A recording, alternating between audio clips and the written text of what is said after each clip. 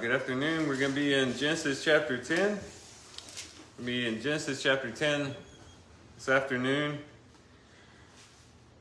And, if you're reading through the book of Genesis, chapter 10 is probably not going to be the most exciting chapter that you're going to come across as far as, some types of stories that would be entertaining or anything like that. But it is a very important chapter. Obviously because it's in Scripture, but also because it has some information that is helpful, and I believe some application that we can draw from it that will be helpful as well. And in this chapter we have basically the genealogy of Noah and his sons.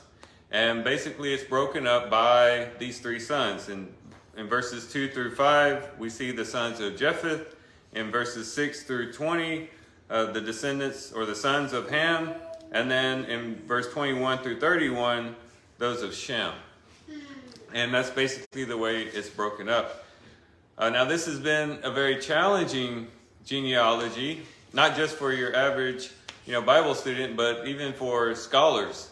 This has been a very difficult and challenging genealogy to really, if you really want to dig into the weeds and you really want to try to figure out exactly how it's organized and you want to figure out how it fits in with different locations of different peoples and in the historical context, it's a little bit challenging. Of course, anytime you're dealing with something that's covering an age that's so long ago, it's going to be difficult to try to parse things out. But we'll find that there's things in this chapter that will be helpful to us without necessarily knowing all the intricate details about it. Now, it starts off in verse 1. It says, "Now these are the records of the generations of Shem, Ham, and Japheth, the sons of Noah, and sons were born to them after the flood." Now notice in verse 1, there is unity in humanity. They're all together. You have Noah and his sons all together in one household, and they're basically residing together, abiding together. And once again, it's a one family unit, and there's a lot of unity. Contrast that with verse 32, which is the last verse of the chapter, and you'll see that there's a lot of separation and spreading out. It says, "These are the families of the sons of Noah according to their genealogies by their nations, and out of these nations were separated on the earth, or out of these, the nations were separated on the earth after the flood." So it starts off with a single family unit, unified, but then ends up with a whole lot of nations separated. And we'll find that what happened in between this is, one, a lot of people were born, but secondly, the Tower of Babel happens around the time, it's believed around the time of Peleg in verse 25, who was a descendant of Shem. And so even within this genealogy, you have the Tower of Babel happening and the people being divided. So if you're just doing a survey of the chapter, you find that where humanity was once unified, then they're separated and divided and spread out by the end of the chapter. But this is very unique this is a very unique genealogy. If you look at it within the historical context of Egypt and the way that Egypt would have had a genealogy and other ancient genealogies that were present at the time, particularly the Egyptian genealogy, their view was that the Egyptians were the only true humans. And every other nation were people that were born of semi-gods. And they were the only true human race. And so a genealogy that would have been based on the Egyptians would have been very much just singling out the Egyptians and their descendants and being focused on their nation. It's very interesting that Moses here, in giving a genealogy, gives it of all nations, all people, all families, and that sort of thing. Showing that, one, they're serving the God of all nations. They're serving the God of every nation, every tribe, every tongue is under the headship of God. And therefore, it was appropriate that they had all these other nations listed as well. And it shows that God has a heart for all of these nations and includes them in the text here. But it starts off again with this unity. And then we have this breakdown of the genealogies by these three sons. And it continues on in verse 2. It says, "The sons of Japheth were Gomer and Magog and Madai and Javan and Tubal and Meshach and Tiras. The sons of Gomer were Ashkenaz and Riphath and Togarmah. The sons of Japhan were Elisha and Tarshish, Kittim, and Dodanim. From these, the coastlands of the nations were separated into their lands, everyone according to his language, according to their families, into their nations. And by the way, that phrase in verse 5 is repeated with each of these sons. We find it in verse 5, we'll see it also in verse 20, and then also in verse 31, which is basically the author telling us how this is all broken up. You have it based on families, based on language, based on land, and based on nations, the politics. But what's interesting as you go through each one of these, and one of the things that makes this genealogy so difficult, is that you have Noah's sons mentioned, yes, and then you have his grandsons mentioned, but not all of them does the genealogy continue. For instance, here with Japheth, you have Gomer, Magog, Madai, Javan, Tubal, Meshach, and Tiras, but only Gomer is mentioned in Javan of the sons of Japheth. Not all of them are mentioned. And so that's the challenge of this chapter. There seems to be something that the author is pointing at. There's a reason why he chooses to include the people that he does. But for whatever reason, this is what he left us with, and this is what we have. Now with Japheth's descendants would have been more of the Western peoples, like the Greeks, the Thracians, the Scythians. These would have all been kind of in the east, right there. The exceptions to that would have been Madai, who was more towards the far east. But this is basically more of Western civilization coming from Japheth. And by the way, while we're on this, I meant to make this point earlier. One of the ways that people try to simplify Japheth, Ham, and Shem is in a way to oversimplify it. That is, to tie certain races to each of these people. They would say that, Japheth was the forefather of white people, and then Ham was the forefather of black people, and Shem the forefather of the Semites. And that is just a totally oversimplification of this complex genealogy. It is true that Japheth would have been the forefather of those from the Western society, which, historically had been primarily white, and that Ham had in his descendancy the descendants of Cush, the Cushites, which was in northern Africa, which could have included some blacks. Shem was definitely the father of Abraham and the other Semitic peoples, but to completely limit to that is oversimplification. For instance, with Ham, he was also the forefather of the Canaanites, the Egyptians, the Philistines. These are peoples who were not primarily, of black descent. And so you don't want to oversimplify these. For one, even the writer doesn't classify these by race. He tells us what he's classified by: the language, the nations, the families, the land, that sort of thing. And so I just wanted to make that point. You don't want to oversimplify by just saying that this is about races. Even if you try to break it up by land, what plot of land they had, it's not particularly specific in the sense that you can say, well, all of Japheth was in the west, all of Ham's was in the Near East, and then Shem's was all in the far east. Generally, you can say that, but there are exceptions, and so you just have to be careful. That's what makes it so complicated. Is it's really hard to really nail down, this is exactly how you can categorize it, and it doesn't always come out exactly neatly in the end.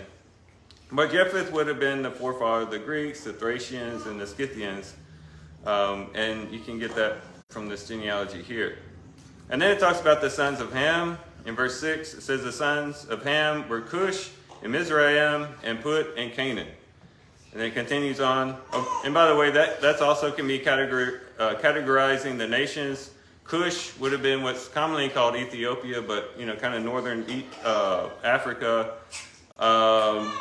Mizraim is Egypt. Put was Libya, and then Canaan, of course, is Canaan as we know it.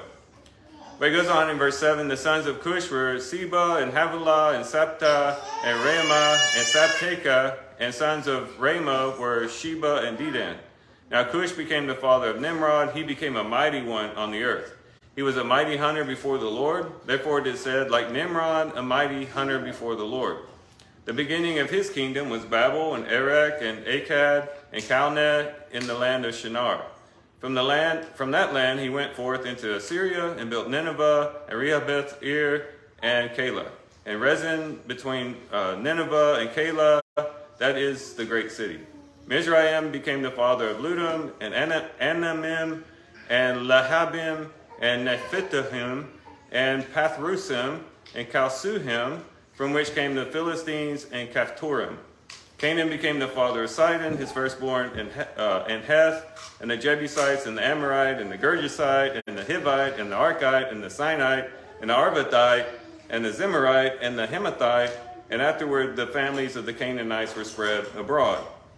The territory of the Canaanite extended from Sidon as you go toward Gerar, as far as Gaza as you go down to Sodom and Gomorrah, and Admah, and at Zeboim, as far as Lasha. These are the sons of Ham, according to their families, according to their languages, by their lands, and by their nations. So a very big section given here on Ham. We'll talk about that more in a moment, why that might be the case. But even then, not all of the sons of Ham have their genealogy extended. Most of them are, but Put isn't mentioned in this. So once again, the writer being very selective in who he's speaking about for whatever reason. But Ham, of course, would have been, as mentioned, the forefather of the Canaanites, the Egyptians, the Philistines, the Hittites, and the Amorites, and then all these other ites that we just read about. But of course, this would have been the descendants of those who had been the enemies of Israel, including Egypt and then also Canaan, which were particularly their enemies at this particular juncture in history. But then we get into Shem, starting in verse 21. It says, also to Shem, the father of all the children of Eber, and the older brother of Japheth, children were born. The sons of Shem were Elam, and Ashur, and Arpachshad, and Lud, and Aram. The sons of Aram were Uz, and Hol, and Gether, and Mash. Arpachshad became the father of Shelah, and Shelah became the father of Eber. The two sons were born to Eber. The name of the one was Peleg, for in his days the earth was divided, and his brother's name was Joktan. Joktan became the father of Almodad, and Shelef, and Hazarmaveth, and Jerah, and Hederem, and Uzal, and Diklah, and Obal, and Abimiel, and Sheba, and Ophir, and Havilah, and Jobab. All these were the sons of Joktan. Now their settlement extended from Misha as you go towards Sephar to the hill country of the east. These are the sons of Shem according to their families, according to their languages, by their lands, according to their nations. Okay, so that's Shem. A little bit longer than Japheth, but not quite as long as Ham as far as the length of the genealogy, but there's enough there to help us know. And by the way, in chapter 11, we'll really get Sham's descendants broken down in quite a bit of detail, and there's a lot of overlap there. But it's through Shem that Abraham's going to come, and that's why there's more detail in chapter 11, right before we're introduced to Abram. But nonetheless, through Shem, you have the Hebrews, you have the Chaldeans, the Assyrians, the Persians, and then the Arameans, or the Syrians, we could call them. And these would have been the people in the Far East, for the most part. So you have Japheth in the west, Ham kind of in the Near East, and then Shem in the Far East. And if you remember, Abram's going to come from Mesopotamia on the other side of the Euphrates. So he's going to come from the Far East and then come to the Near East, and God's going to promise him the land there where the Canaanites were living. But nonetheless, this is basically the breakdown of these three sons. And as you can see, people are spreading everywhere. They're spreading, the Tower of Babel happened in Mesopotamia, so they're all starting there and kind of traveling west, and some of them even going further east. But everyone's starting to spread out over the earth as God had commanded them to do in chapter 9 when he told them to multiply and fill the earth. So now we want to kind of dig in. We kind of dealt with the technical part of this chapter and the genealogy and all those things, but now we want to get into the more application. What are some things that we can draw from this text? And one of the things that we can draw from here is, we can focus on just how much time is spent on Ham. You know, this is very uncharacteristic of ancient literature. Typically, if you have enemies, you want to eradicate their name. You don't want to give their genealogy and go to too much trouble explaining them. A lot of times, the way that you would want to destroy your enemy is one, of course, physically killing them, but also to eradicate their memory off the earth. That's what you did in ancient times. But it's very interesting that Moses, in giving this genealogy, is giving a whole lot of detail to the enemies, both for Egypt and Canaan, and then some of the other enemies that are included as well there. And if we think about that, we could say, well, you know, why is that the case? And of course, we're not told exactly why that's the case, but we can think of some benefits that might come from that.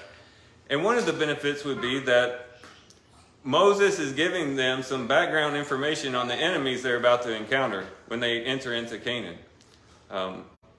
If Moses is writing this in the wilderness, and traditionally that's when it's believed that he wrote the book of Genesis, they're about to go into the promised land, whether it's going to be soon or later on in 40 years, however long it's going to be. Eventually, they're going to make it into Canaan, and they're going to have to interact with these people, and they're going to be fighting the Canaanites.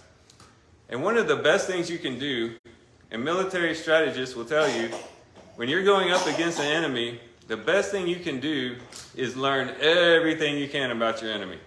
Learn about their culture, learn about their history, learn about their language, their tendencies, their whatever it is. You want to know your enemy inside and out. You don't want to just go up to some people, some army, and not knowing anything about them at all and then just attack them. If you really want to know how to kind of anticipate their actions and anticipate what they're going to do, it's always good to really know your enemies. And that's just good military strategy. And there might be something like that going on where Moses is preparing them for these enemies, letting them know about their history and where they came from, the source of where they are, so that they can interrelate and know exactly how to interrelate with them or how not to interrelate with them, whatever the case may be. And that might explain this explanation about Nimrod. You know, you have this genealogy and all of a sudden describing in detail this guy by the name of Nimrod. In verse 8 where it says, "Now Cush became the father of Nimrod. He became a mighty one on the earth. He was a mighty hunter before the Lord. Therefore it is said, like Nimrod, a mighty hunter before the Lord." Could it be that maybe Moses here is saying, look, these people that you're coming against are warlike, and they are not someone to mess around with. And of course, looking at it in a theological context, it's like, hey, you better trust in me. Don't trust in your own ability to overcome these guys. It's not going to be easy. He goes on to talk about how his kingdom was Babel and Iraq and Akkad and Calneh and the land of Shinar. But also, look, he built Nineveh, Rehoboth, Ir and Calah. Nineveh is going to be one of those... one of the big, that's the capital of Assyria, that's going to be one of the enemies against them. Anyways, all these are going to be kind of enemies, but it's kind of like preparing them for what's up ahead by showing them, look, these are people who descend and have mighty blood in them, a mighty person that they can be personified by. Okay, so what does that mean as far as application? Well, if we're taking this as a principle, we could say that the same thing is true for us. Because at some point in our lives, and probably at multiple points in our lives, we're going to come across enemies. Now, we may not call them enemies.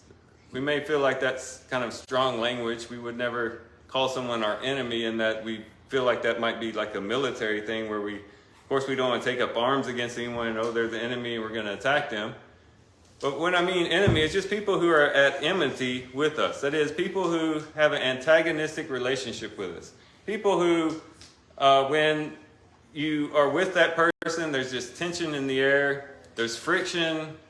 Oftentimes a person might be trying to contradict you or speak against you. And every time you come across the person, it almost ends up in a battle over wills or the battle over, you know, who's going to be right, who's not right. There's just people that we come across sometimes where there's just tension. It could be within our own family. It could be a coworker. It could be someone at school. But there's times when we come across people who play the role of enemy against us.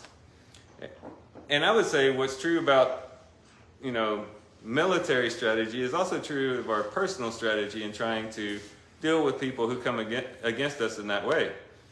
One of the best ways to deal with an individual who is antagonistic against you, who's abrasive against you, is to learn as much about that person as possible. That's just good strategy. When you can understand somebody's history, oftentimes you can understand where they're coming from. Sometimes in our brain we're thinking when someone comes up against us and they're rude or they say something abrasive against us, we think it just came out of thin air. It's like maybe a volcano that was just sitting there and then all of a sudden it erupted and there's no rhyme or reason for it. It just came out of the blue. But I would tell you more times than not, when someone is cross with you, when someone is being mean towards you, in all likelihood there's a whole history behind that. When I was a salesman at the furniture store, my boss taught me this. He said, you know what, Joey? Sometimes people are just going to come in and they're not going to like you. He didn't mean that as a personal attack against me. But he just said, you know what? Someone's going to come in and you're going to remind them of somebody that they knew before. And it's going to stir up negative emotions and they're going to just be, hostile against you. And that always stuck with me. Sometimes people come, well, I say all the time, people come with baggage. They come with a history. And so it's important for us, if we have someone who's antagonistic against us, learn as much as we can about their history.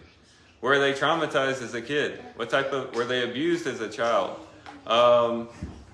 Did they have very strict parents? Did they have parents that weren't strict at all? And therefore it left them to be very loose in the way that they acted or in the way that they spoke. What type of major events happen in their lives that might be direct in the way that they interact with people.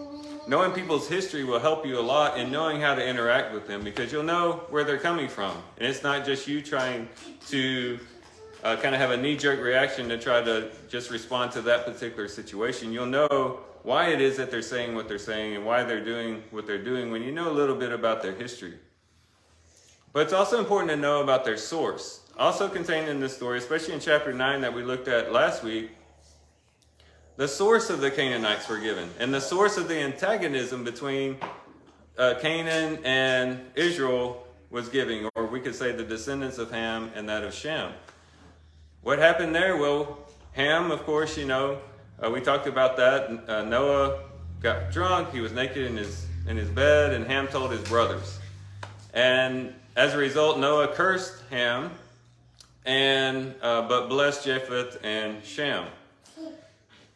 And in every other case you see where one brother's being blessed and the other one's being cursed, or just one's being blessed and the other one's left out, almost always that results in some type of antagonistic relationship between the two.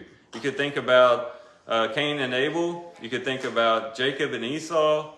And it might be just the case that this blessing over Shem particularly and the cursing of Ham may have caused a little bit of antagonism between them and their descendants that carried on even to the day in which Moses penned this genealogy. And so it's good to know the source of where is this coming from? Where is this animosity coming from? For believers, we have to do the same thing when we encounter people who are just a difficult personality and people who just rise up against us, generally speaking. And we get this in Ephesians chapter 6, where we're really told where the source of a lot of the conflict that we encounter, what the source is, where it comes from. In Ephesians chapter 6 and verse 12, he says, actually let's start in verse 10. It says, finally be strong in the Lord and in the strength of his might. Put on the full armor of God so that you will be able to stand firm against the schemes of the devil. Notice how he's bringing out the devil there. And then in verse 12, for our struggle is not against flesh and blood, but against the rulers, against the powers, against the world forces of this darkness, against the spiritual forces of wickedness in the heavenly places. Here the Apostle Paul says the source of conflict oftentimes isn't in the flesh and blood that's standing before you, that's hostile towards you, but it's those hidden forces behind that's causing the conflict in one way or the other. Now we may not know the particulars of how that's happening. It could be that the devil worked through that individual's parents that gave him a bad upbringing that led him to be antagonistic, and then you end up with this conflict. It could be Could be several stages in Satan's plot to try to get to us through other people. But we can still trace back the source to these spiritual forces, these evil forces behind it. And that helps us to have perspective when we're encountering with people. To know that when that person's coming against me in a hostile way, it may not be that person that I'm really in conflict with. There may be other forces involved behind that, and to be cognizant of that. And I'll tell you, if you can remember those two things, if you can practice those two things, it will totally change the way that you interact with people who are hard to get along with. I say that because, not just because, I taught it just now, but because of my personal experience. I have put this into practice and it has helped me tremendously. When I've had to encounter those difficult personalities, I either consider their history. I may not know their history, but I say, you know what? That person must have had a very rough life to be acting the way that they're acting. To consider the fact that there is a history behind the actions that they're taking. But also to recognize that, this is a spiritual conflict just as much as it's a physical conflict.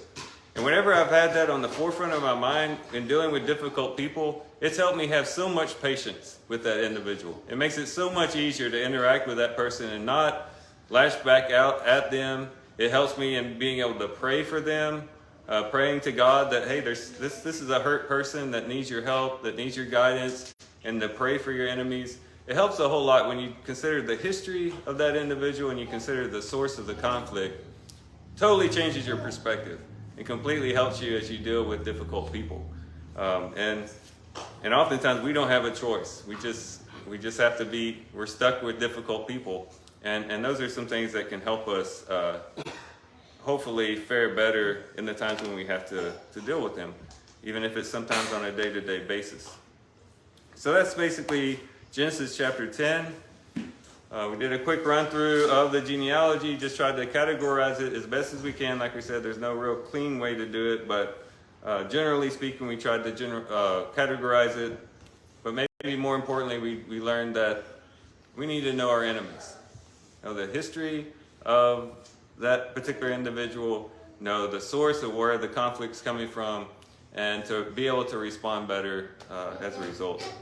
So that's our study tonight. I appreciate your kind attention. I'll now turn it over to JT and he'll lead us in song, and then we'll have a prayer